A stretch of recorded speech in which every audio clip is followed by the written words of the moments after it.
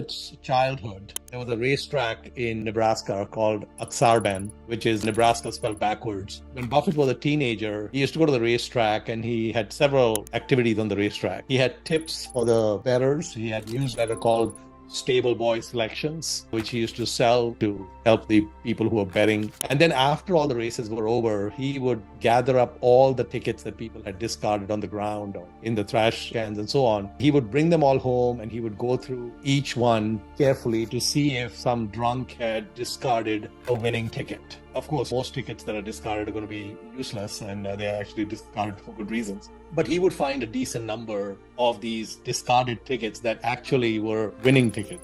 In 2012, when we went to Omaha, Buffett takes us into his private office. And I noticed in his private office, the Japan Company Handbook. And it's basically value line for Japan. It has half a page on every listed Japanese company. The print is even smaller than the Moody's manual. He's giving you a little bit of quantitative data, earnings, dividends, market cap, book value. We know Japanese stocks are so cheap. Buffett, on his birthday in 2020, August 30th, Berkshire announced that they had taken more than a 5% stake in 5 Japanese trading companies. Mitsui, Mitsubishi, Marubeni, Sumitomo. And he did a couple of interesting things with this Japanese bet.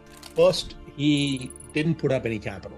He invested, I believe, about 5 billion, and he borrowed the entire 5 billion in yen in Japan at a 0.5% interest per year fixed. These 5 trading companies had an 8% dividend yield. He was going to be paying on 5 billion about 25 million a year in interest, and he was going to be collecting about 400 million a year in dividends. These companies have been around for decades and decades. He visited with Greg Abel earlier this year to Japan, and he met all the 5 companies, and he's bumped up the positions now. They're about 8% or so each. What has happened in the last 3 years since that filing, the 400 million dividend is now 800 million. And the 5 billion is maybe 12 billion.